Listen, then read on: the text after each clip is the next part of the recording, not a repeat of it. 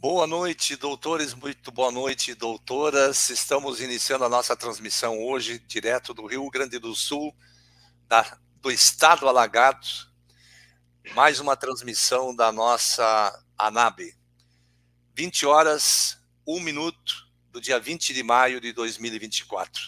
Estamos iniciando a nossa live de número 14, né? E assim cumprimentamos também os nossos internautas e aproveitamos para cumprimentar nossos presidentes regionais, suplentes da Associação Nacional dos Advogados Brasileiros, ANAB, e também, principalmente, os nossos advogados inscritos na nossa ANAB e também em outra instituição que registra advogados, embora não exista juridicamente.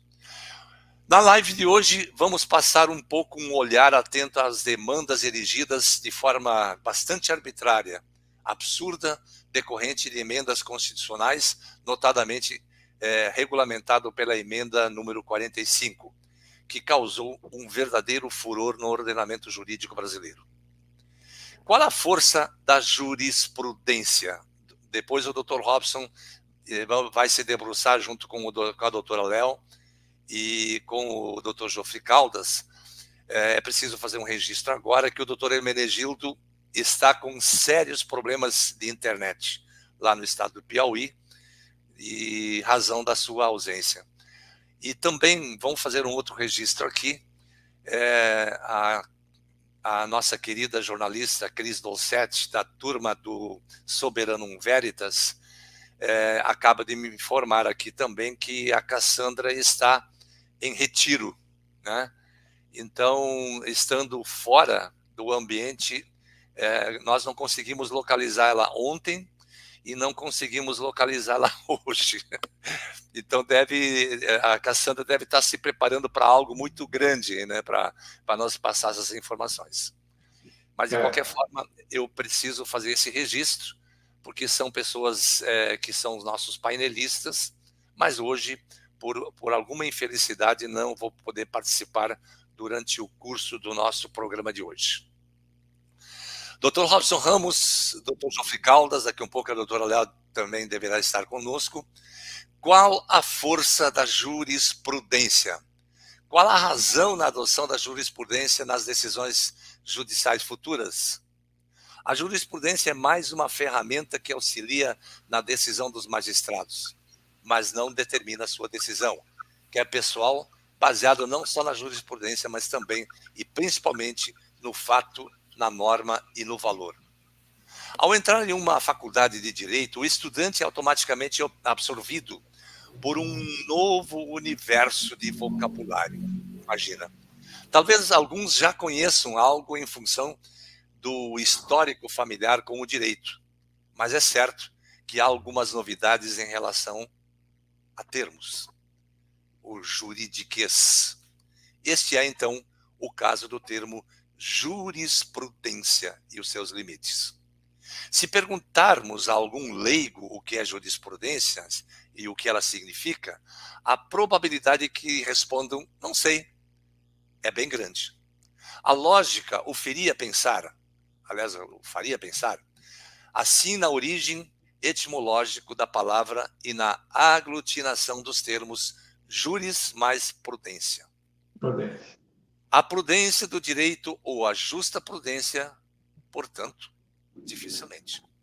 Afinal, ao cimentar um entendimento recorrente dentro das decisões, os tribunais também configuram um caminho prudente para os demais juristas, sejam eles tribunais ou advogados. Mas o que seria essa tal de jurisprudência? Isso é algo previsto em lei? Isso é algo natural? É algo muito complexo, com certeza. E é por isso que nós vamos enfrentar essa matéria hoje. E isso, sobretudo, após a previsão dos precedentes no novo Código de Processo Civil. E por essa razão, vale a pena conhecer um pouco o conceito de jurisprudência e do seu histórico no Brasil. Ela vem do latim, obviamente. O termo jurisprudência significa, em um sentido amplo, a ciência da lei, né? Seria a decisão da lei, mas é a ciência da lei. É um sentido estrito, contudo, jurisprudência é um conjunto de decisões que refletem a interpretação majoritária de um tribunal e sedimentam, desse modo, um entendimento repetidamente utilizado. Enfim, o tema nos remete a uma série de equívocos aplicados em decisões judiciais, levando em conta apenas e tão somente a tal jurisprudência e não a lei em si. Afinal, jurisprudência tem a mesma força de um precedente, doutor Geoffrey Caldas? Depois o doutor vai nos comentar. Porque a jurisprudência diferencia-se do precedente. É óbvio que se diferencia. Embora ambos sejam frutos da jurisprudência, a jurisprudência, é um conjunto decisório e não somente um julgado utilizado como fundamento para julgados posteriores. Pois é, o precedente é objetivo, já que se trata de uma decisão específica que vem a ser utilizada como fundamento de decidir em outros processos e nasce, portanto, mais uma espécie de jurisprudência. Ainda mais o precedente brasileiro, já que no sistema instituído pelo novo Código de Processo Civil, diferente do que ocorre com o precedente do direito anglo-saxão, aí entra o comentário, depois vamos pedir para que o Dr. Robson Ramos faça essa análise, o julgamento já nasce predestinado a se tornar um precedente vinculante, quase tal qual a súmula vinculante. A jurisprudência, por sua vez, é abstrata, porque não vem materializada de forma objetiva em nenhum enunciado ou julgamento, sendo extraído do entendimento majoritário do tribunal na interpretação e aplicação de uma mesma questão jurídica. Mas jurisprudência e súmula teriam a mesma força? Enquanto a súmula de um tribunal deve ser seguida ou refutada com o devido apontamento da distinção quando equivocada pelas partes, mas sem vincular o juízo. A súmula vinculante deve sempre ser observada, segundo a emenda constitucional número 45, que nós já vamos falar. É o que se observa, por exemplo, pela redação dada também pelo artigo 97 do novo Código de Processo Civil, que diz que os juízes e os tribunais observarão. Aí tem todos aqueles 5 itens, né? A decisão do Supremo Tribunal Federal no controle concentrado de constitucionalidade, os enunciados de súmula vinculante, os acordos em incidente de assunção de competência ou de resolução de demandas repetitivas e até mesmo em julgamentos de recurso extraordinário, né? Os enunciados de súmulas do Supremo Tribunal Federal, enfim, matéria toda essa está elencada lá no artigo 927 do Código de Processo Civil. Por fim, segundo o inciso 1 e do parágrafo do artigo 3º, parágrafo 3º, do artigo 1035 do novo Código de Processo Civil, haverá repercussão geral sempre que for interposto recurso que impugne acórdão que contrarie súmula ou jurisprudência dominante no Supremo Tribunal Federal. E aqui vale ressaltar mais uma etapa da nossa ADI, né, 7409, que não tem nada a ver com a pertinência temática ou legitimidade ad causam com precedentes judiciais. Isso é uma criação também dentro dos limites, fora do compasso. O judiciário, como disse o Dr. Robson Aparecido Ramos, foi excluído do processo legislativo. Se nem as leis podem excluir os direitos dos cidadãos, muito menos se pode admitir que a jurisprudência o faça. Uma vez que sentenças, acórdãos, a jurisprudência, as decisões judiciais não estão elencados no rol de leis admitidas no processo legislativo previsto no artigo 59 da Constituição Federal. Quando o magistrado insere no texto do artigo 103 da Constituição Federal requisitos alheios ao texto constitucional, não está fazendo jurisprudência, está criando uma nulidade. É bem por aí. Não existe no texto legal a previsão de requisitos como pertinência temática, conforme nós já enfrentamos essa matéria 2 lives anteriores. Homogeneidade, categoria econômica ou qualquer outra discriminação que impeça o livre exercício da cidadania para todos os cidadãos.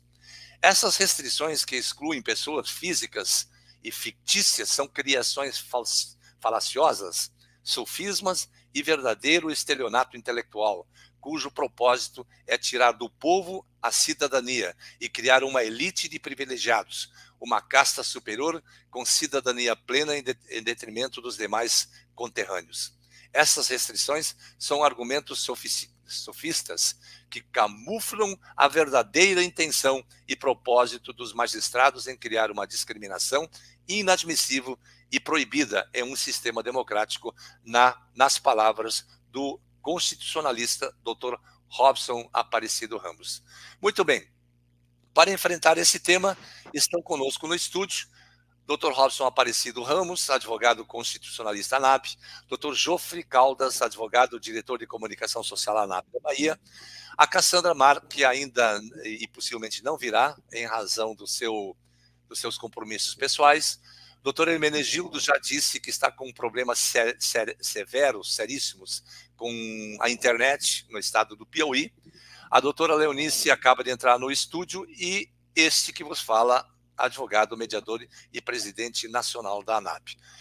Vamos dar as boas-vindas à doutora Leonice, que vai integrar o nosso quadro. Muito boa noite, doutora. Muito boa noite, doutor Robson. Muito boa noite, doutor Hermenegildo. Vamos começar pelo doutor Robson Ramos, sobre essa introdução, doutor Robson.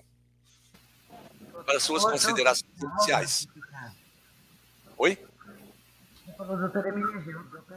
Ah, desculpa. Obrigado, doutora, pela correção. Valeu, doutor. Desculpa, doutor Robson. Boa noite. Desculpa, doutor Jofre, meus colegas. O tema de hoje ele é de suma importância, porque existem muitas questões que devem ser abordadas, estudadas e colocadas para o público, porque ele é bem complexo e ele é muito bem tramado, intelectualmente muito bem produzido para se disfarçar de direito. Na verdade, o que se faz hoje não é jurisprudência e nem pertence ao ramo do direito.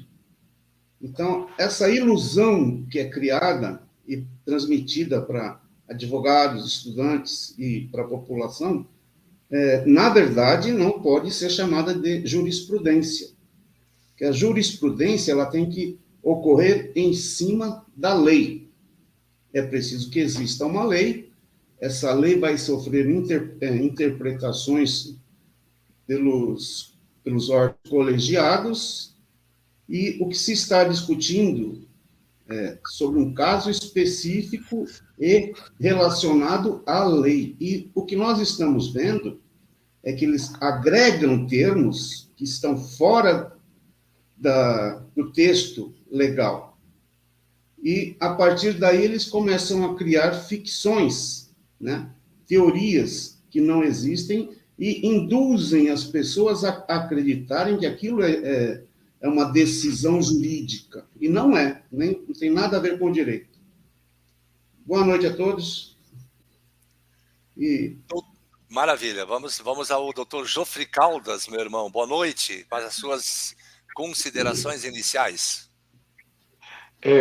Boa noite, doutor Carlos. Boa noite, doutor Robson Ramos. Boa noite, doutora Leonice. Boa noite a todos os internautas.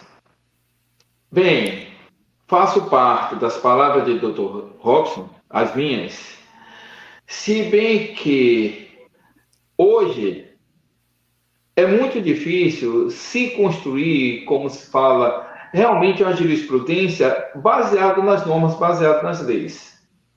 E o que se vê muito não é jurisprudência. O que se vê muito são sentenças extra petita, sentenças ultra petita e sentenças extra petita, ultra petita e infra petita. É o que vemos muito aqui, não jurisprudência.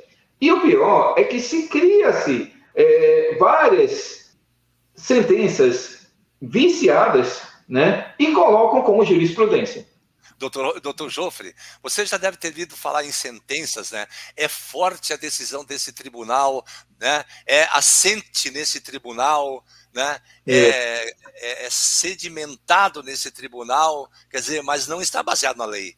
Né? Não. É entendimento, apenas entendimento. O entendimento não é lei. A jurisprudência não é lei. Ela faz parte de decisões, né? Mas ela jamais poderia ser feita, usada para atropelar uma lei. Que nem a exemplo do que nós falamos há pouco, do artigo 927 do Código de Processo Civil, que cria todo esse arcabouço, ele permite, né, que se crie a jurisprudência. Como disse o Dr. Robson Ramos numa live, em 2 lives anteriores, baseado na lei e não na interpretação jurisprudencial da cabeça do juiz. Pois é. Quer dizer, na verdade, legislando até em causa própria. Muitas vezes eles criam lei no próprio julgamento, na própria sentença deles. Com certeza. Com certeza. Doutora Leonice, boa noite. Como é que vamos aí no nosso grande estado de São Paulo, com o Tarcísio fazendo chover aqui no Rio Grande do Sul de bondades, né? Bondades que ele... aviões, pessoas, defesa civil, né? Polícia militar.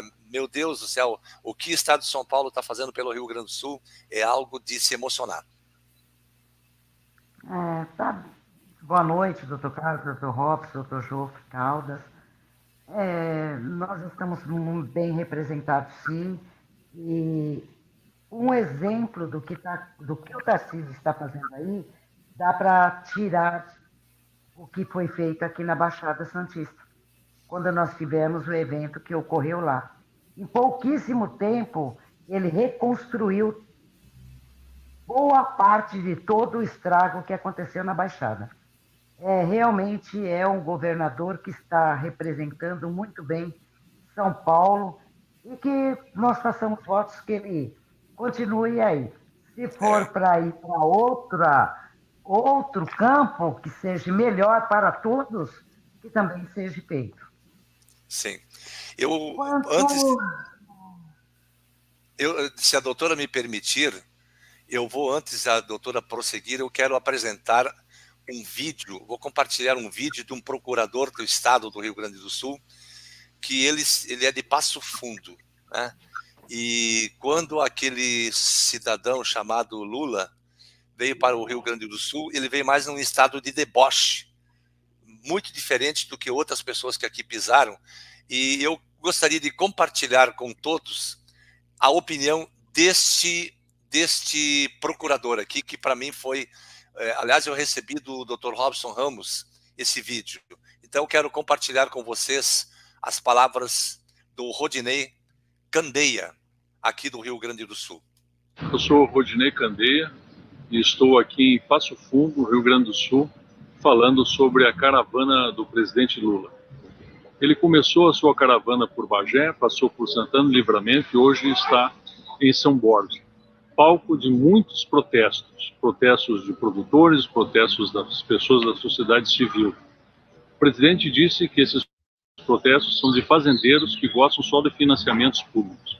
O que ele não entendeu é que é melhor dar financiamento para os produtores, para quem trabalha, do que dar financiamento para governos corruptos, para empresas vinculadas ao governo, ou para financiar regimes socialistas como o da Venezuela, como em Cuba, como da Bolívia. Os protestos são do Brasil que trabalha contra quem rouba do Brasil. Não por acaso essa caravana do Lula tem acontecido nas universidades federais, que foram um modelo criado por Hugo Chávez e Fidel Castro lá na isla La Juventud, para divulgar o pensamento socialista na América Latina. Por isso ele é tão bem recebido por esses reitores. Nós demoraremos décadas para desfazer o que o PT fez no Brasil, desmontar essa máquina ideológica. O Rio Grande do Sul, para que todos entendam, é um lugar de fronteira onde o povo foi forjado nas guerras. Aqui nós tivemos a Revolução Farroupilha, que lutou pela liberdade do Rio Grande do Sul e do povo. Durante 10 anos fomos um país. Depois, o povo gaúcho foi chamado a lutar pelo Brasil e pela liberdade contra o tirano do Paraguai, e nós fomos ao Paraguai. E depois, nós, por ideias políticas, fizemos a Revolução Federalista, onde brigamos irmãos contra irmãos. E aqui em Passo Fundo, houve a maior batalha de todas, a Batalha do Pulador, onde mais de 1000 gaúchos morreram em luta fratricida. O que você está fazendo, Lula, é reeditar aqui no Rio Grande do Sul a briga de irmãos contra irmãos, de brasileiros contra brasileiros. O melhor que você poderia fazer era parar com essa palhaçada desta caravana provocativa e sem sentido que coloca nós uns contra os outros. Nós não queremos mais isso para o Brasil. Você foi instrumento para trazer para o Brasil do que houve de pior na história do mundo. Você trouxe para cá a luta de classes, que matou mais de 100 milhões de pessoas no mundo, e a luta de raças, reeditando as ideias do nazismo, de qualificar as pessoas pelas suas cores. O que há de pior você trouxe para cá. Nós não queremos mais isso. Lula, o que você deveria fazer é ter um mínimo de dignidade neste momento da sua vida, vir a público reconhecer os seus erros, pedir desculpas à população brasileira que você traiu, reconhecer os erros e ir para sua casa, esperar quieto pelo mandado de prisão que virá em breve. Você é um condenado por corrupção, por lavagem de dinheiro. Você é um mentiroso, você traiu a pátria brasileira. Nós gaúchos, nós brasileiros, queremos um outro Brasil. Nós estamos aqui na frente desse símbolo da fraternidade gaúcha para dizer que o que nós queremos é sentar todos os brasileiros à volta de uma roda de chimarrão e discutir com civilidade e com amor o que é melhor para o Brasil.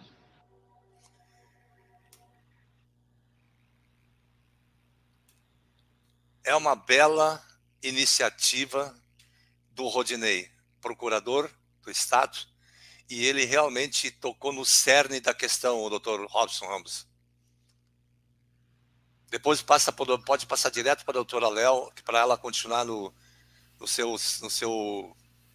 na sua interpretação sobre a matéria. Eu fico feliz que estejam aparecendo alguns juristas, né, colocando um ponto de vista mais, como que eu diria, de pessoas dignas, porque nós precisamos de pessoas que tenham dignidade, que tenham coragem de enfrentar aquilo que está errado. E é muito bom ver que apareceu uma pessoa, que é um procurador, é um jurista, né, e que tem esse tipo de pensamento, né, se expõe, se enfrenta. Só podia ser gaúcho, né, que tem coragem de enfrentar o sistema. É isso que nós precisamos. Porque o que falta nesse país é gente com coragem. Com conhecimento tem muita gente, mas com coragem tem poucas pessoas. E tem muita covardia na política também, né? Exato. Desculpa, doutor Formila, muito boa noite. Bom tê-lo aqui também conosco. Doutora Albina Célia Felipe, doutor João Ricardo. A Cris Dolcetti, maravilha estar conosco aqui, Cris. É uma pena que a Cassandra tenha se isolado um pouco, mas ela estará conosco em breve, né?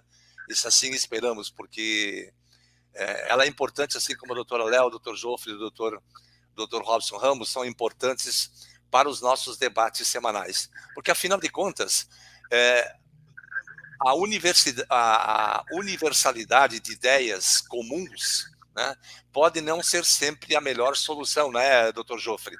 Né? Mas a pluralidade das pessoas de debater determinados temas é importante, porque dali se constrói o grande pensamento jurídico, né? Perfeito, com certeza. Concordo em gênero, número e grau. Maravilha. Doutora Léo, desculpa, eu estava te interrompendo antes e vamos lá. Então, jurisprudência. O que são jurisprudências? O que são as jurisprudências?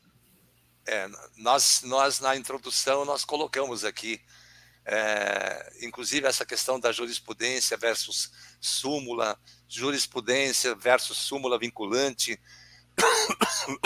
se o poder, se o poder judiciário pode, não pode criar jurisprudência, e qual é a força que tem um precedente com relação à jurisprudência, qual é a força da própria jurisprudência, ela é lei, ela é nascida da lei.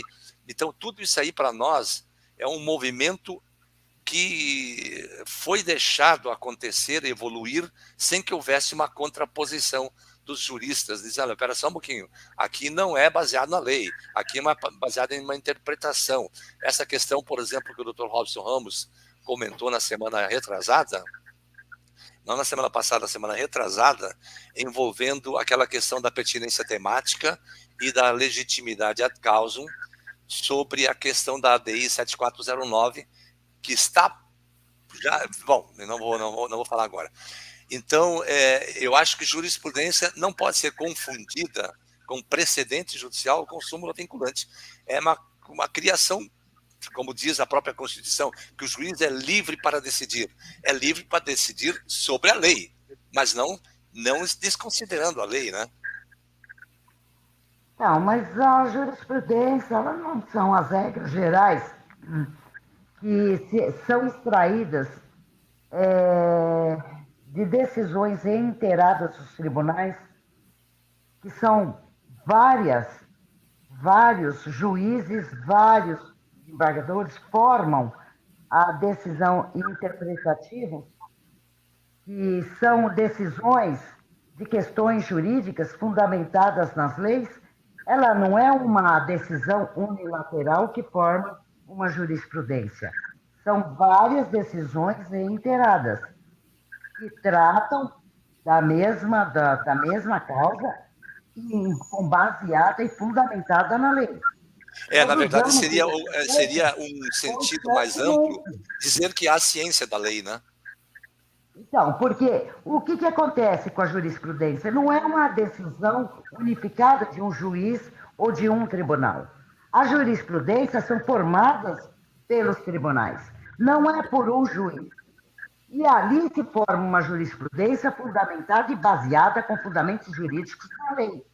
E ali se forma e são utilizadas para diversos casos que tratam da mesma matéria. Eu não entendo que a jurisprudência ela está fora do âmbito, que é uma decisão unilateral de um tribunal ou de um juiz. Ela é a regra geral, elas são extraídas. É um colegiado, né? Decisão de colegiado. De um colegiado. Sim, o juiz, que eu digo assim, de um colegiado. São decisões que elas são de decisões reiteradas dos tribunais. E não é de apenas um tribunal. São de todos os tribunais. Para ela chegar a ser deveria ser assim, né? você ter os precedentes. Não, ele é assim, doutor. Mas acontece... Doutor, Oi. só um minutinho, doutor Robson. No dia a dia, nós exercendo as nossas profissões, no dia a dia da advocacia, nós utilizamos jurisprudências de decisões para o caso concreto. Não tem uma ação que nós não utilizamos decisões já pacificadas e decididas por diversos colegiados. Mas, doutora, me permite apenas fazer uma colocação. Deixa eu só fazer uma colocação. O doutor Túlio Júnior Moritz diz que a jurisprudência, em suma, são decisões reiteradas sobre o mesmo caso nos tribunais. Com o novo Código de Processo Civil, visa dar celeridade aos julgamentos de forma repetida, questionável. Nós comentamos isso no início da nossa transmissão, mas isso que a doutora está falando, não tenha dúvida que ela é você usa a jurisprudência aquilo que favorece ao seu caso, porque existem, para mesmos casos, em outros tribunais, que são adversos. Mas aí é que está, doutor. Então não há uma uniformidade. Não, nós não estamos falando aqui de súmula, de decisão, de uniforme. Nós estamos falando de decisões, de jurisprudências, que na sua maioria você vai buscar no caso e aplicar. Todas elas são fundamentadas em leis. É claro que tem algumas que não são uniformes, e nem poderia ser, porque assim ficaria tudo muito fácil. Se houvesse uma única jurisprudência uniforme para o teu caso, que te favorecesse, ia desfavorecer o do outro. Por isso que tem várias decisões, são fundamentadas em leis, e para isso tem o fundamento legal ali naquela jurisprudência. O doutor Túlio, ele está corretíssimo na posição dele. Nós buscamos jurisprudência para aplicar ao caso concreto. Aquela jurisprudência para aquele caso que nós estamos atuando no processo. Se fosse... e elas todas são fundamentadas em leis. Elas são decididas de um colegiado. Por exemplo, hoje mesmo nós estávamos trabalhando... muitos conhecem lá a inicial, conhecem a contestação, conhecem a réplica, a cléplica e a quáplica. O povo não conhece essa linguagem, né, dentro do direito. Pois bem, hoje nós estávamos trabalhando justamente numa réplica, vamos chamar assim, que seria uma impugnação dentro de uma réplica, que ela não trabalhou em cima daquela contestação quando ela tinha que ter contestado. Ela não o fez, ela estava ainda à revelia. E nós utilizamos diversas decisões de revelia, jurisprudências de revelia, intempestividade. E ainda bem que nós temos essas decisões desses colegiados para nos dar esse suporte dentro do processo judicial. Se fosse para aplicar a lei íntegra e seca, não haveria o porquê ter diversos advogados, diversas decisões de jurisprudências dos tribunais, não haveria o porquê ter súmulas, não tinha o porquê ter isso. Mas, doutora... Esse é o direito, esse é o direito. Sim. Você buscar lá dentro a jurisprudência e aplicar ao caso concreto. Só para ter uma ideia, e aqui eu quero voltar mais uma vez, existem vários julgados e vários precedentes. Vamos pegar aqui um caso típico, por exemplo, o processo chamado Fundo Rural. Todo mundo conhece, sabe o que é o Fundo Rural, né? Que é uma matéria constitucional que o Supremo Tribunal Federal se debruçou lá em 2006, 2008, não me lembro agora exatamente, decidiu pela inconstitucionalidade e alguns meses depois, por pressões políticas, eles resolveram mudar essa situação, o seu próprio entendimento. É a mesma questão com relação ao julgamento se deve ou não deve ter prisão a partir da decisão de uma condenação em segundo grau. O Supremo Tribunal Federal, no primeiro momento, entendeu que sim, depois voltou atrás, disse que não, e assim sucessivamente. Então, não adianta você pegar julgados em determinadas circunstâncias que nós sabemos que não tem mais a segurança jurídica, pois há uma falência do nosso sistema em que o Poder Judiciário contradiz as suas próprias decisões. A questão, doutor Carlos, é o seguinte, a questão que nós temos lá é o primeiro grau, o segundo grau, o terceiro grau, e muitas das... sabemos isso, né? Então, e muitas das vezes, o que acontece? O senhor tem uma decisão do primeiro grau, só recorre no segundo grau, o segundo grau vem e reforma a decisão do primeiro grau, aí a que não satisfeito recorre no terceiro grau, até chegar lá e eles terem lá as decisões formadas e eles julgarem ou dando decisão no mérito ou reformando a decisão. Agora, o que acontece? Nós usamos todos os dias são as jurisprudências e, em várias decisões, nós temos conseguido atingir o êxito com as jurisprudências ali, de primeiro, segundo grau, de terceiro grau. Nós utilizamos as jurisprudências, as súmulas estão ali. Agora, se chega lá, no STF, se chega lá, no STJ, e eles contradizem as próprias decisões dele, é uma outra situação. Agora, nós estamos falando em piso de primeiro, de segundo grau, nós utilizamos as jurisprudências nos processos, e nós não temos tido problemas para utilizar a jurisprudência, as súmulas, as uniformização de decisões.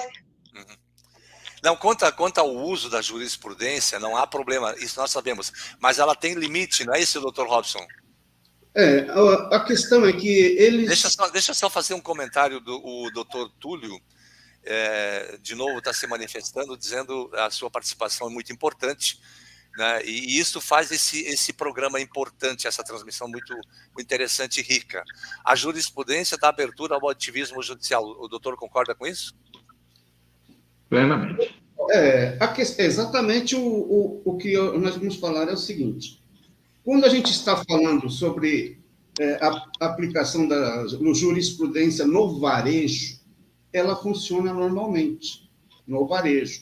Só que existe um problema. Lá na cúpula, eles usam esse argumento de forma política. Então, quando a gente questiona esse uso indiscriminado da jurisprudência, a revelia da lei, fundamentada em opiniões, em imaginação, em criação de vocábulos pseudo-jurídicos, né, para a prática de governança, de política. É disso que nós estamos protestando, sobre isso que nós estamos protestando. A gente tem que colocar aqui, né, doutor Robson? Só um minutinho, exatamente, só um minutinho. O que nós temos que colocar aqui é uma situação quando nós estamos tratando de um processo de baixo e quando nós estamos tratando de um processo lá de cima. Lá Exato. De cima, o ativismo judicial, isso daí está escancarado, a insegurança jurídica está aí. Agora... Entre João e Maria, a lei funciona direitinho. Porém, quando sobe para uma questão Exato. De interesse político, de interesse ideológico, né, aí a coisa muda. Aquele termo jurisprudência perde o sentido. Por quê? Ele passa a ser usado com o conteúdo ideológico, o conteúdo está na vontade do magistrado.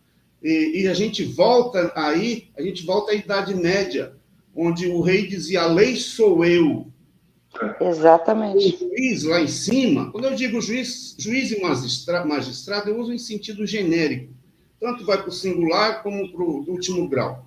O magistrado, né, ele passa a agir como um monarca absolutista, utilizando termos teoricamente jurídicos, mas só teoricamente que são jurídicos, porque não tem um conteúdo, né, baseado na lei. Quando ele diz, por exemplo, aí no caso da pertinência temática, mostra para mim a lei dizendo que, lá no artigo 103, está escrito que só pode exercer o direito, né, de propor uma ADI ou uma ação de constitucionalidade lá, se a pessoa tiver o requisito X. E outra coisa, por que esse ingrediente só vale para as entidades de classe e para sindicatos? Por que não se aplica também na mesa da Câmara, na mesa do Senado? O critério não pode ser exclusivo só para um grupo de pessoas. Então, quando o artigo 103 fala que pode propor quem for a mesa do Senado ou a mesa da Câmara, ele pode, então, acrescentar, desde que a mesa da Câmara tenha a composição do partido X. se ele fizer isso, ele está aplicando a mesma discriminação que se aplica ao sindicato e às entidades. Ou seja, mas não faz, né? A discriminação é exclusiva para a entidade de classe e sindicatos. Ou seja, a gente vê que, na prática, ele está utilizando dessa pseudo-jurisprudência, né, baseado lá em decisões anteriores que não foram baseadas na lei, certo? É a opinião de um juiz lá atrás, que vai se repetindo, um segue a opinião do outro, que também é ilícito, para criar uma dificuldade de acesso à justiça. Então, veja lá, no artigo 50, artigo 5º, né, 34 da Constituição, diz que todos têm o direito de propor uma ação, todo mundo, sem distinção, né? E ali não fala que, para propor essa ação, existe um requisito X ou Y, né? Isso é invenção, é um acréscimo no texto da Constituição, né?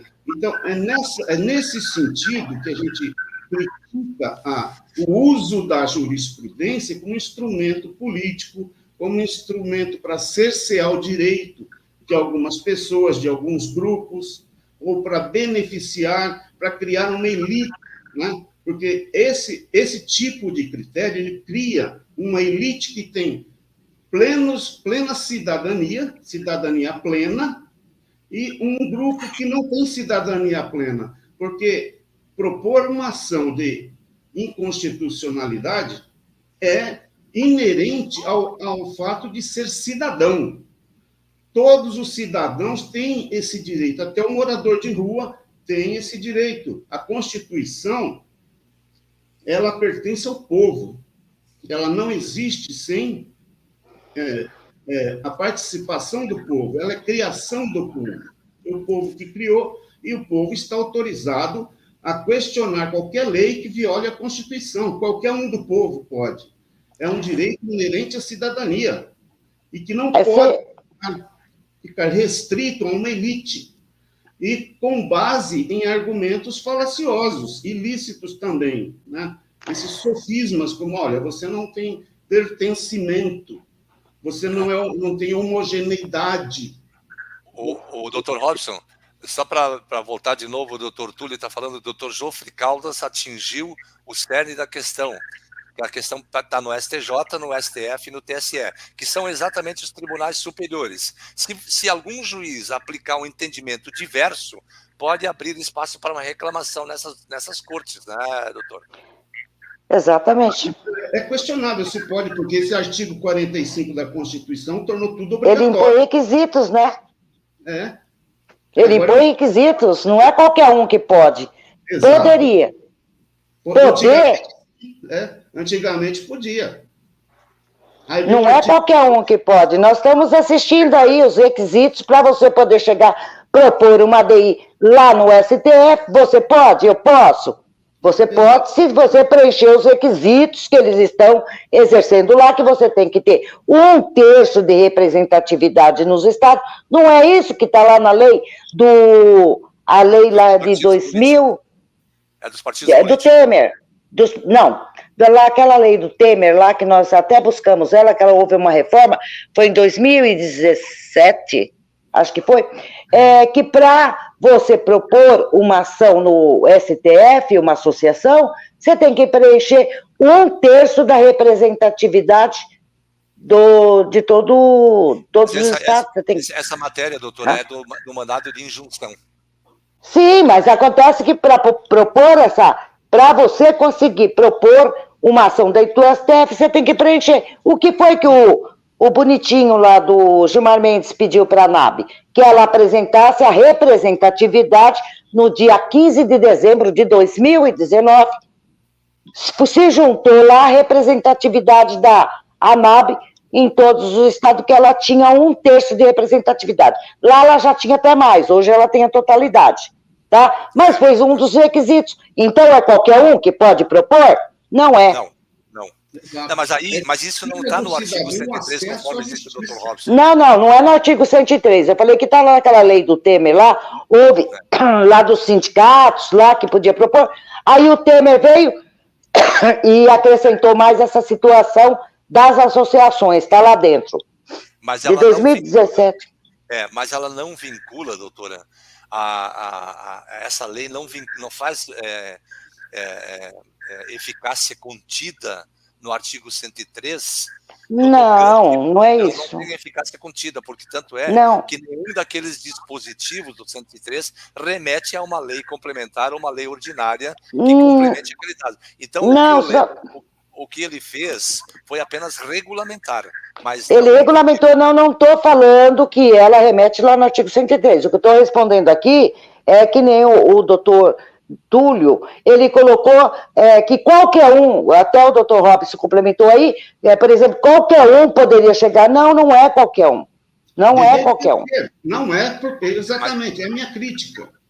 Mas exatamente. Ser, né? Deveria, mas não é, né, doutor Robson? Então, é essa a nossa crítica. Né? Exatamente. É a nossa crítica.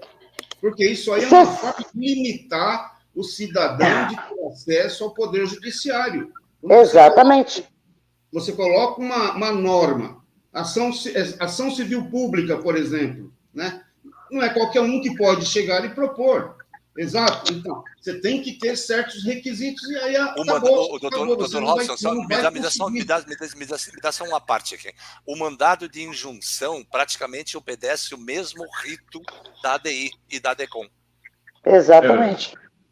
São formas de limitar a cidadania. Você limita a cidadania. O que é cidadania? Cidadania não é nacionalidade. Nacional é aquele que nasce num país. Ele é brasileiro. Exatamente. E cidadania são direitos, né? Os direitos políticos que o indivíduo possui. E quando esse direito é restrito, você não tem cidadania plena. Então, essa cidadania plena é privilégio de um grupo pequeno. É essa a nossa questão. Nós temos que questionar esse tipo de imposição de limites aos direitos dos cidadãos, porque não é possível que só um grupo de pessoas possa ter cidadania plena e propor qualquer tipo de ação. Os outros vão ser vítimas e não podem reagir. Mas você sabe aonde, na minha opinião, tá? Minha opinião. Você sabe aonde esses direitos são nos retirados? Quando nós outorgamos a procuração para aqueles que dizem que nos representam. É naquele momento, porque os tiranos que estão lá em cima não foram eleitos por nós, mas aqueles que estão na Câmara de Deputados, no Senado, no governo do Estado, nos municípios, nós outorgamos procurações aos mesmos. Pois é, mas acontece, veja só, um apontamento aqui. Existe uma forma de enganar a gente. Aqueles deputados que a gente coloca lá, eu acho que 90% não sabe ler, não sabe o que está fazendo ali. A maioria nem frequenta aquele local e a maioria não vota coisa nenhuma, porque tudo é decidido por um grupo pequeno, são líderes de bancada, são comissões. Então, um grupo pequeno, eu até já fiz um texto sobre o processo legislativo, onde é possível que um único deputado consiga aprovar uma lei. É só seguir o regimento interno, né, da Câmara. Você vê como funciona, né? Existem técnicas, maneiras de se ludibriar as pessoas, e as pessoas pensam que é o Congresso que está fazendo a lei, mas ali a maioria nem sabe que a lei foi feita. O deputado não sabe nem elaborar uma lei, que dirá quem elabora a lei para esse deputado? Não é ele, doutor Robson? Então, quem é que faz a legislação? Por exemplo, foi apresentado um projeto aqui há poucos dias para um novo Código Civil. Eu duvido que algum deputado vá ler aquilo. É um lixo. Não leu. Primeiro que não dá nem tempo, né? São 2 semanas. E é de iniciativa do Poder Judiciário. E quem foi que fez isso? Luiz Felipe Salomão fez teoricamente, é um grupo de juristas, né? um grupo de juízes. Mas veja onde está a fraude.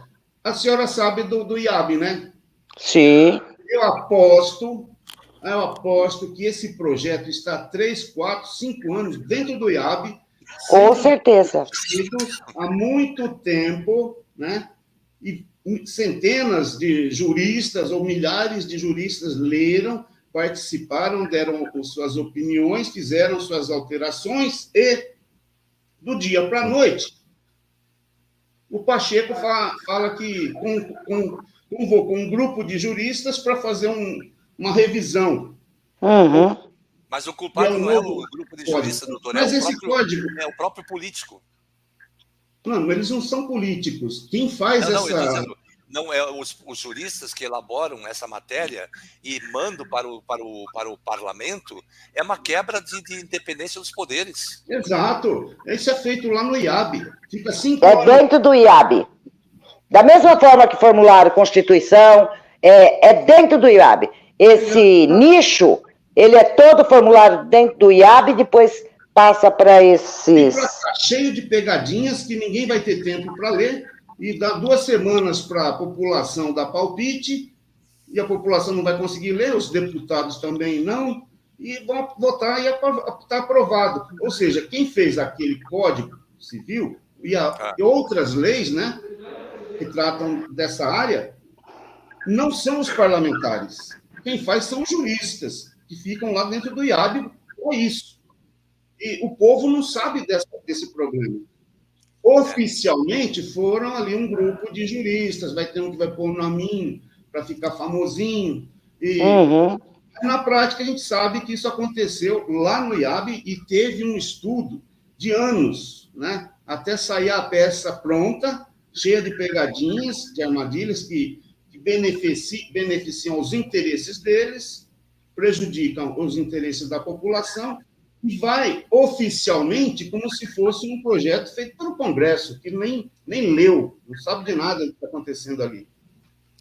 Na verdade, esse pessoal todo, doutor Robson, e aqui eu faço coro com o doutor Maurício também, esses advogados que estão em cada gabinete e até na secretaria da Câmara e do Senado são os responsáveis por toda essa lambança.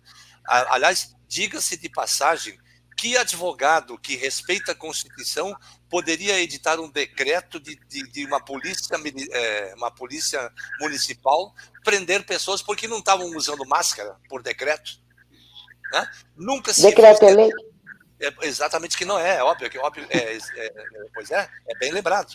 Então, o decreto nunca foi lei. O decreto pode, máximo, ser regulamentar uma lei.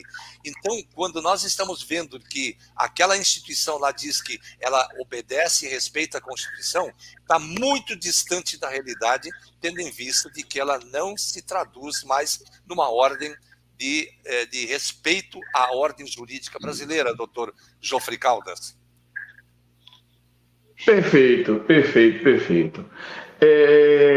Essa questão, justamente, que tu está falando, meu caro doutor Carlos Schneider, já vem oriunda da própria criação da norma, da própria criação da lei, que ela já vem já viciada desde a sua criação, desde da elaboração do texto constitucional, ou seja, do texto para passar pelas comissões, das comissões elas serem voltadas e, na verdade, prolongadas e sancionadas pelo presidente da República.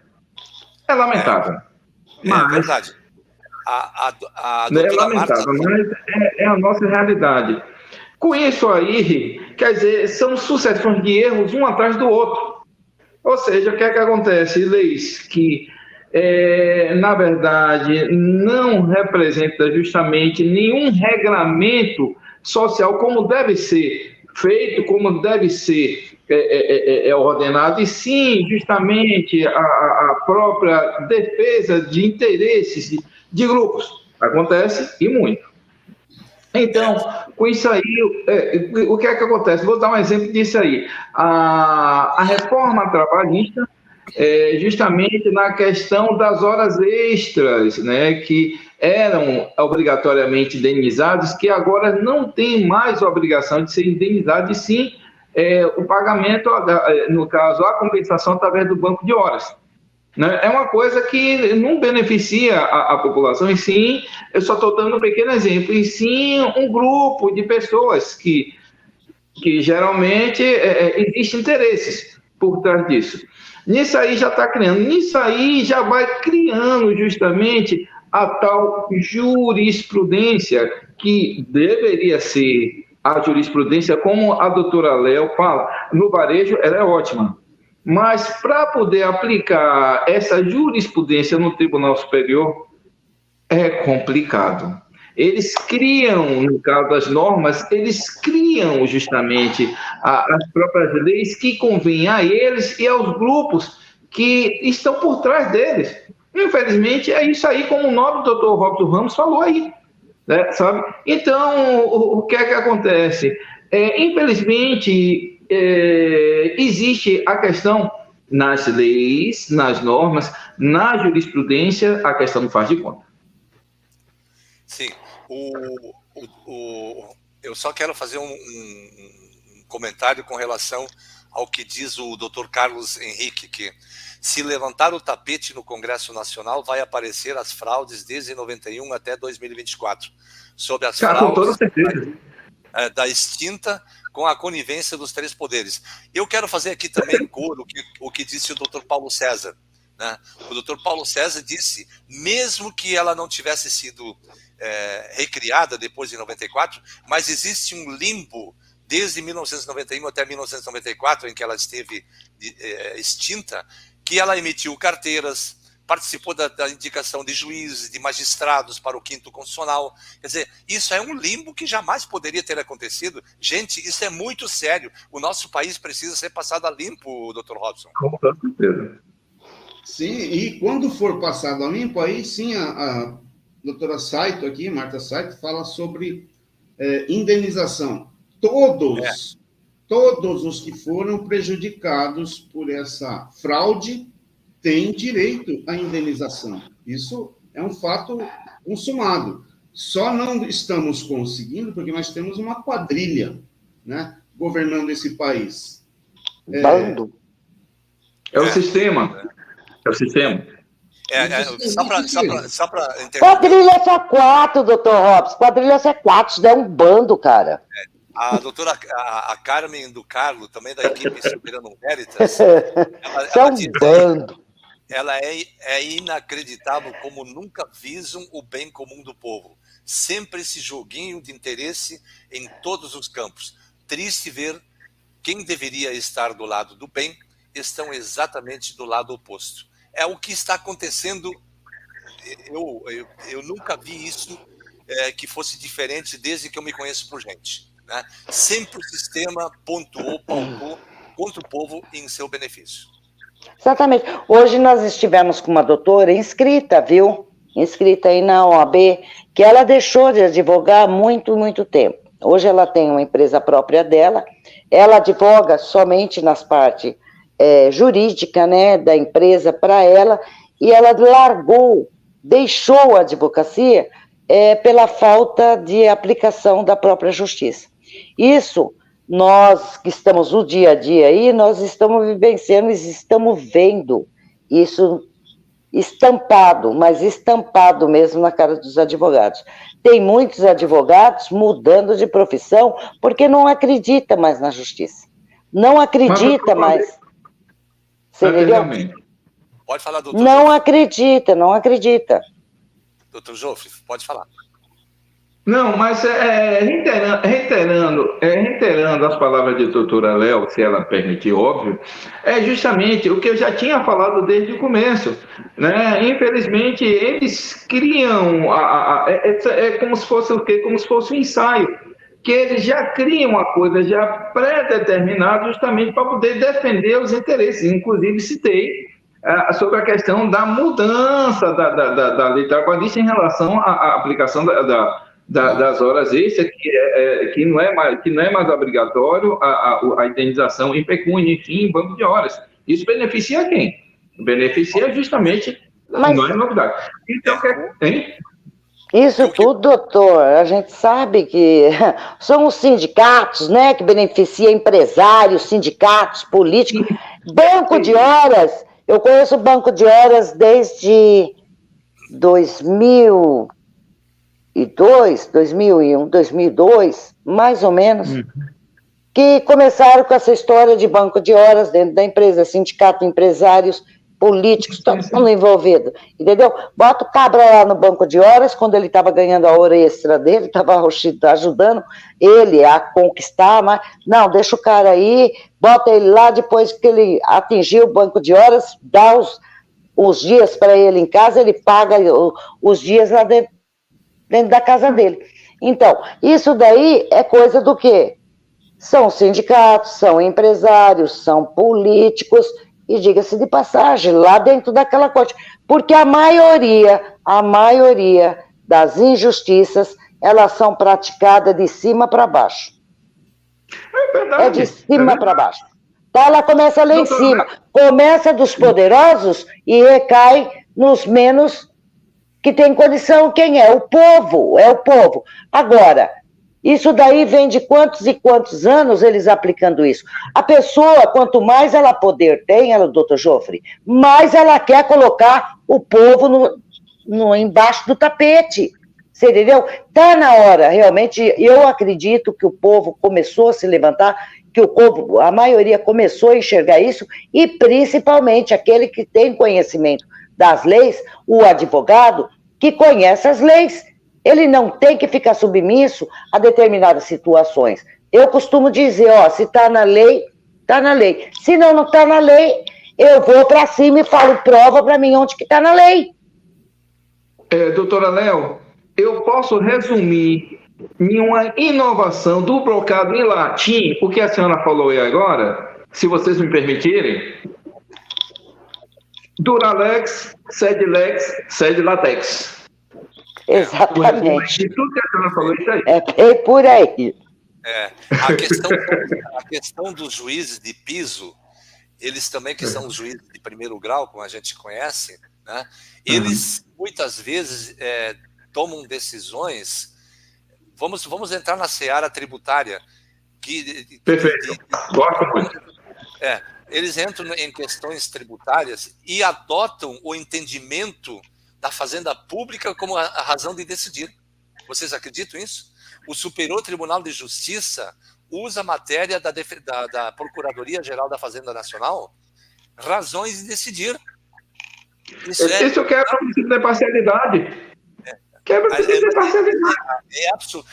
Quando eu vejo aqui matérias, por exemplo, aqui o Dr. João Carlos Fattori, ele inclusive diz aqui, por exemplo, os juízes acabam julgando pelo seu livre convencimento e rasgam desde a Constituição até qualquer outro código que exista. Mas é isso que, inclusive, a própria lei da magistratura, né? Quando você começa a entender o arcabouço de miseráveis que estão decidindo, é algo inusitado. Agora eu vou fazer uma pergunta aos nobres juristas aqui. Quando você tem uma decisão, uma sentença, antes de proferir uma sentença, você tem 5, 6 pedidos lá. O juiz decidiu, olha, então pague-se isso, pague aquilo, e se não pagar da multa, e a multa será revertida, enfim, em favor do autor. Se um desses itens precluir no recurso, ele pode voltar a atacar essa matéria? Não. Ela está preclusa, mas tem juízes que aceitam a matéria das procuradorias, dos representantes do INSS, enfim, de toda essa turma. Olha, E diga-se de passagem, preclusão lógica, viu, meu caro doutor? Preclusão lógica. É vergonhoso o que nós estamos assistindo em nosso país. Essa questão da preclusão, doutor Carlos, é exatamente um processo que nós temos aí. Nós estamos indo para cima na revelia, intempestividade, você entendeu? E vamos aguardar. A preclusão que o doutor está citando cabe exatamente em algumas decisões aí da questão da revelia, recurso, tem que ir para cima. Exatamente. A Carmen de Carlo, a internet nos deu poder de escolha, poder de cobrança, poder de denúncia, enfim, é disso que eles têm medo. Nós somos mais ignorantes e invisíveis, não somos mais ignorantes e invisíveis. E esse é o ponto desses debates que nós encontramos aqui nas segundas-feiras. É expor as feridas que até então ninguém atacou. É expor as fragilidades que ninguém quer atacar. Eu vi outro dia o doutor Sebastião Coelho, né? Ele realmente rasga o verbo, porque ele e o doutor Paulo César, né, são poucos advogados que realmente se enquadram como membros defensores do direito e da justiça, porque os demais, né, os demais se borram de medo. E não é isso, o advogado não pode ter medo. O advogado é o defensor da lei e da ordem. Advogado... Em todos sentidos. Realmente, advogado não é para covardes. Advogado não tem que se calar. Tá certo, tá certo. Não tá certo, tem que falar mesmo. Não tem que se calar. Não tem que ficar com a mordaça na boca e ficar quieto, não. Não tá correto? Tem que ir para cima. Eu pensei exatamente. Olha, não tem que me cale. Se eu tiver, na minha opinião, que eu consulto também demais colegas, eu costumo ouvir também os demais colegas. Quantas e quantas vezes eu, doutor Robson, a gente já conversou muito, já debateu muito, eu ouço o que ele me fala, ouço o que outros colegas também me falam, mas me calar não me cala, não me cala. Se tiver errado, vou para cima. Certo. O doutor Cláudio Nunes, é o nosso segundo suplente lá do estado de Pernambuco, ele diz que esse sistema fascista e opressor tem que ser banido do nosso país. Mas quem vai banir eles, doutor Robson? Nós. O povo. Tem que ser nós. É o povo. É o povo. Então, quem vai banir? Nós, é o povo. Por isso lançando aqui. Por isso nós estamos lançando aqui o povo reinventar o Estado, recriar o Estado. Porque esse Estado que está aí é leniente, ineficaz e caríssimo. Manter uma máquina de estrutura política administrativa nos moldes como está constituído hoje o Estado brasileiro em sua organização administrativa. Está um fracasso. Faliu. O Estado brasileiro, com todos os seus 3 poderes, faliu.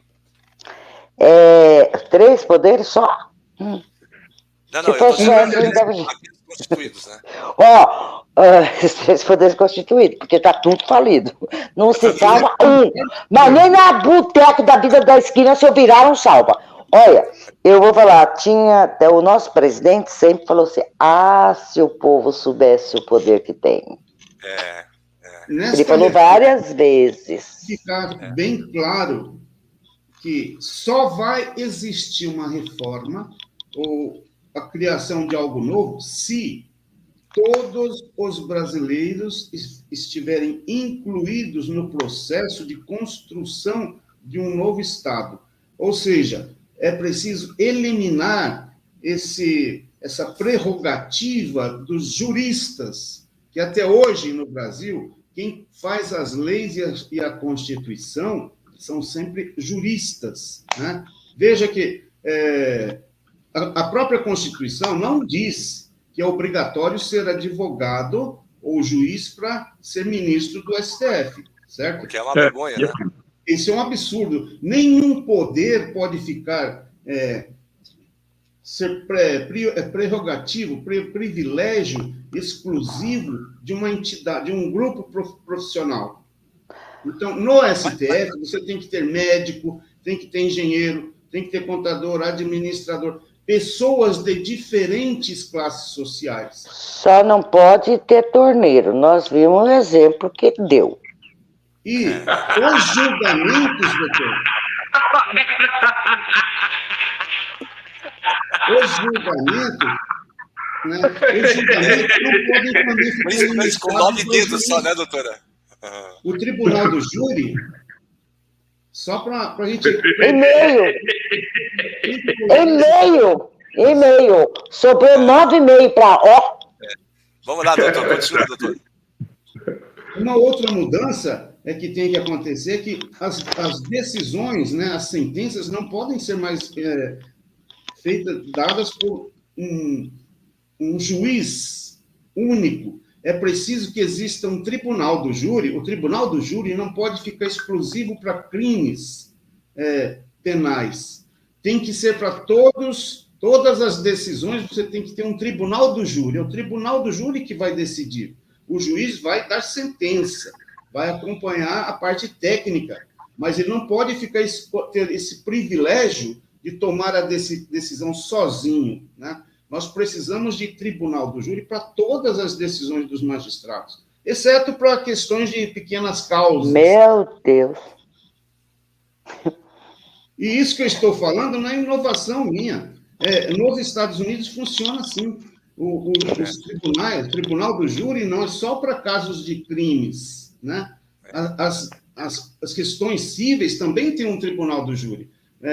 Não é o juiz sozinho que toma a decisão. Então, esse é um erro também.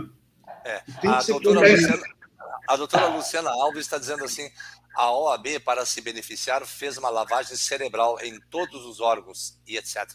Todos medrosos para dizer que fantasma não fala. Na verdade, é o que nós acabamos de falar há pouco. Advogado não tem medo de falar, de defender, de requerer. Agora há pouco, não sei o nome aí, passou aí, está querendo saber da PEC 108. Gente, fala que a PEC 108 já foi sepultada, já virou pó, o ministro, o Guedes, já nem faz mais parte desse governo, não tem mais nem resquício de PEC. Na PEC 108 foi enterrada porque havia a OCDE. A mensagem 359 do presidente da República, mensagem 359 retirou. Exatamente. Então, desculpa, doutor Robson, continua na sua... Depois nós vamos... É isso que nós estamos falando, sobre como reformar o Brasil, criar um Brasil novo, né?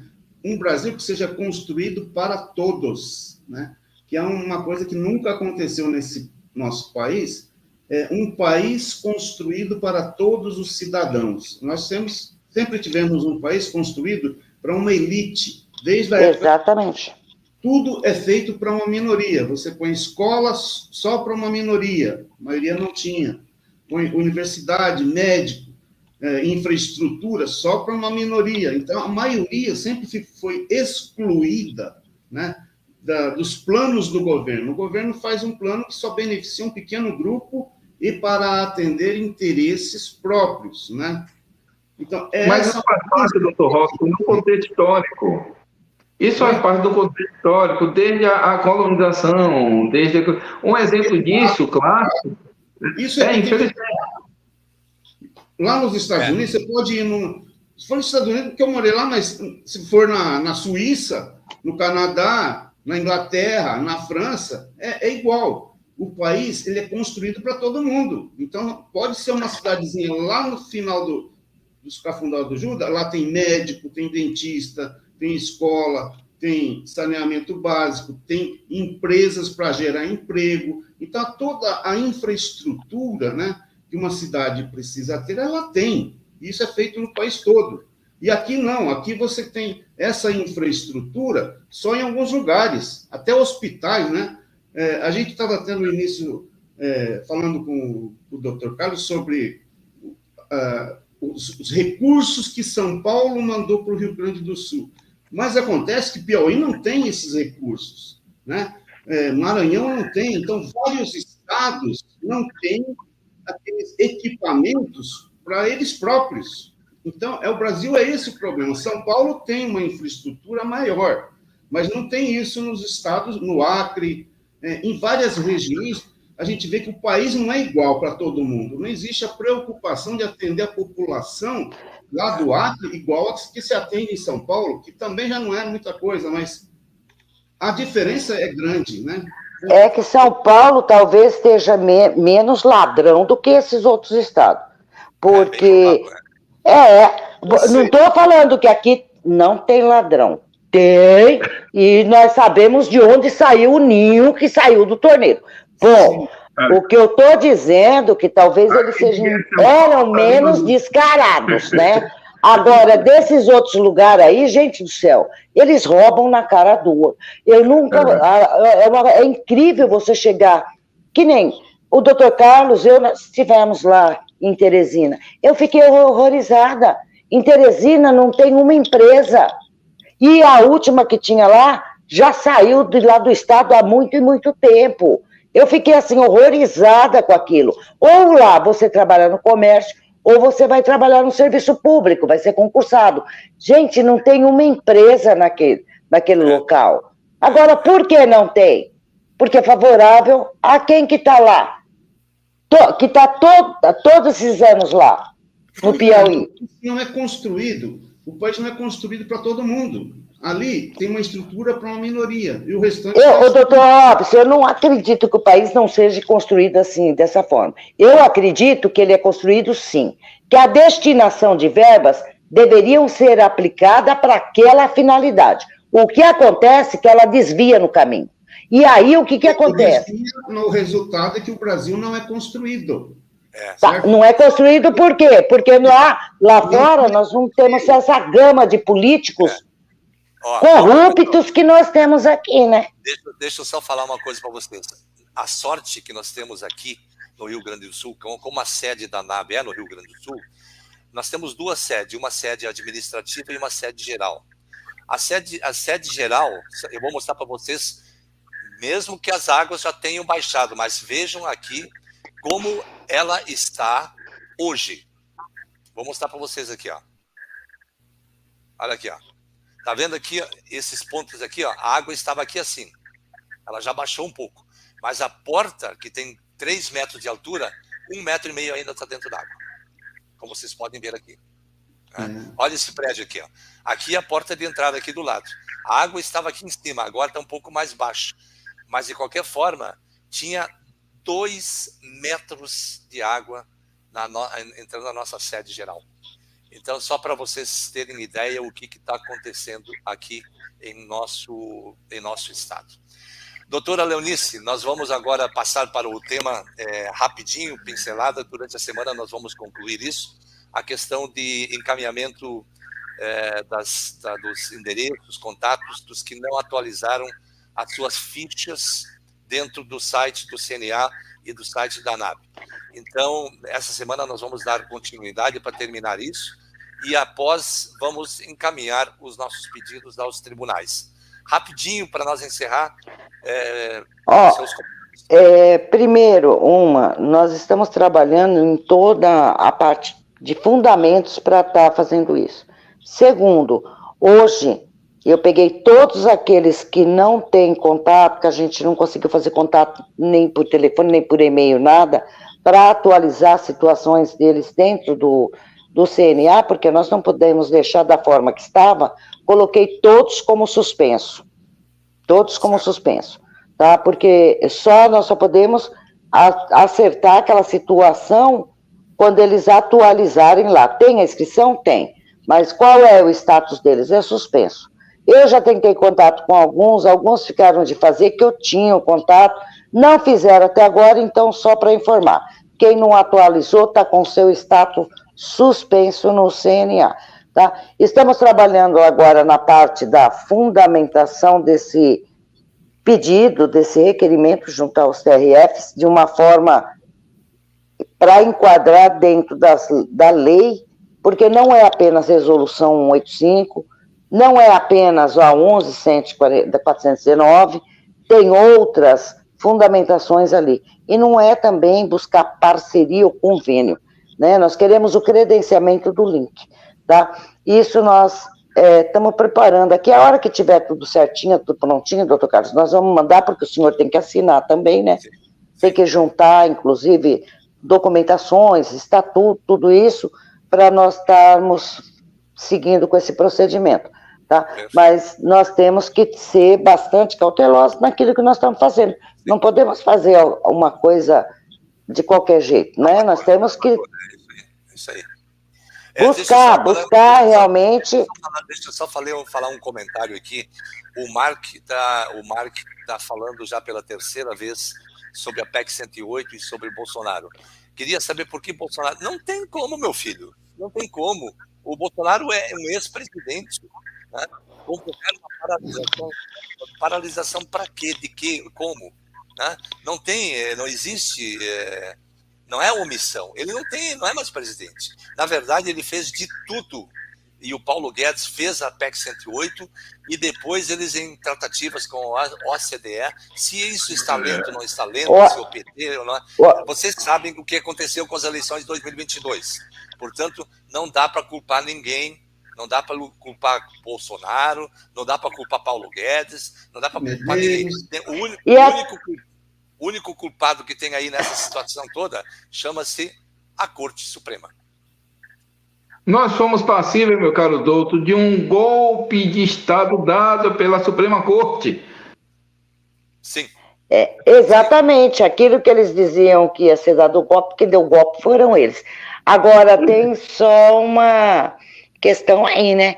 A OCDE, ela está bem longe do que chama Brasil com esse desgoverno. Esquece a OCDE com esse desgoverno. Mas, de qualquer forma, nós fiquem tranquilos que nós estamos trabalhando com o CNA e as coisas estão... Agora, aqui no Rio Grande do Sul está difícil, confesso para vocês, muito difícil em razão de tudo que está acontecendo aqui. Mas as coisas vão aos poucos se normalizando e as coisas vão se adequando. Nós vamos agora para o encerramento, inclusive que eu gostaria de conversar com vocês também, dizer que a partir da próxima live, nós vamos fazer alguns encaminhamentos, né, se houver a necessidade ou não de fazer encaminhamento à Câmara ou ao Senado para fazer alguns pedidos relacionados ao direito, a fim de que possamos corrigir certas distorções. Então, pode falar, doutora. Não, só quero falar para a doutora Nilva aqui, que ela disse que já fez a atualização dela no site lá da ANAB. Se ela tem que fazer no CNA, não precisa, doutora, porque o CNA é uma pasta do servidor do site da ANAB. Uma vez que você atualizou na ANAB, o CNA atualizado. Tá, perfeito. Dr. Robson, vamos para o encaminhamento final, para as suas considerações?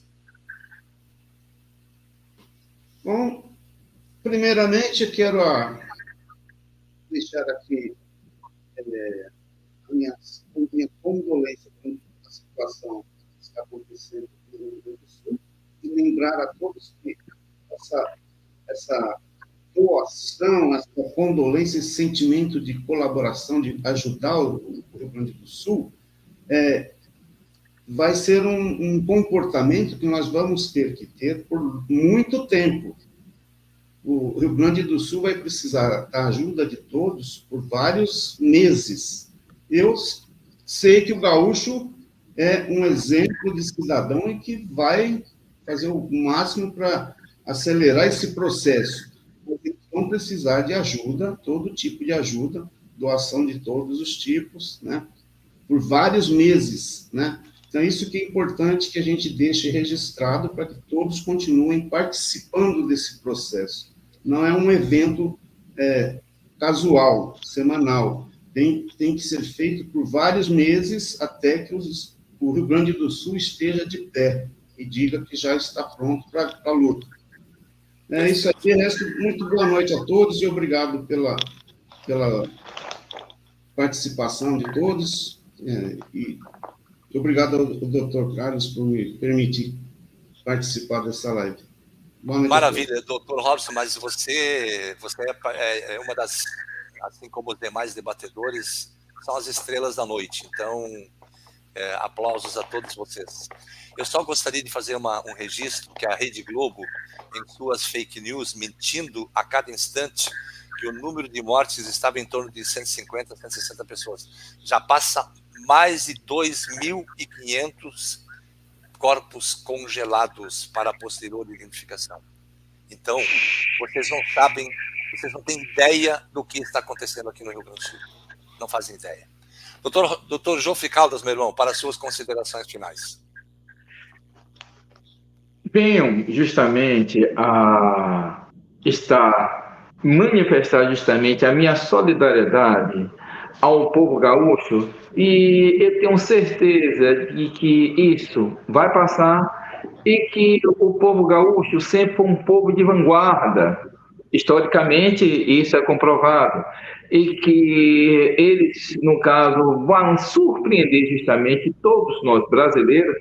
E outra coisa, pode ter certeza que pode ser a partir do Rio Grande do Sul que vai haver mudança justamente em nosso país em que o povo, a partir do povo gaúcho, é que vai justamente mostrar ao Estado que quem manda é o povo. O Estado deixou de mandar há muito tempo.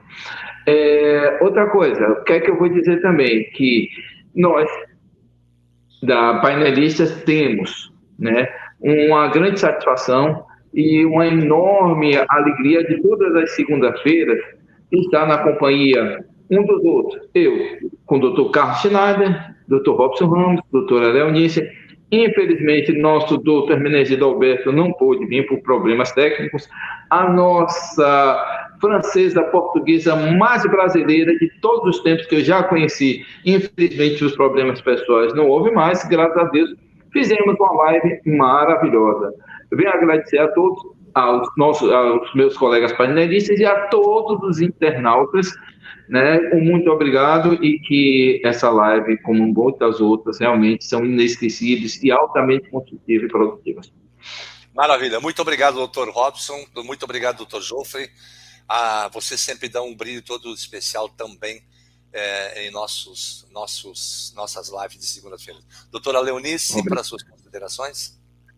Eu quero agradecer a presença de todos, doutor Robson, doutor Carlos, doutor Joffre Caldas e todos os nossos advogados da ANAB, presidentes, os vice-presidentes, suplentes, e a todos, aos inscritos da OAB que são pautados pela justiça, que Deus abençoe e jamais aceitem o crime. Nós temos que lutar para restabelecer a justiça. Já que o direito foi surrupiado, lute pela justiça. Isso serve advogado, juiz, promotor, ao povo brasileiro. Nunca aceite aquilo que é imposto e se cale.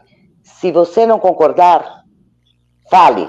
Uma boa semana a todos, que Deus abençoe a todos. Maravilha, muito obrigado, doutora Léo, sempre um brilho, um destaque muito especial também nas nossas lives. Queremos agradecer também, mesmo não tendo participado hoje, a Cassandra, né, que está com seus problemas lá, que a gente sabe que ela vai resolver, e será muito oportuno ela estar conosco na próxima live. Doutor Hermenegildo, nós entendemos também as nossas limitações tecnológicas, nem sempre isso está ao nosso dispor, então, mas vocês fazem parte como grandes painelistas.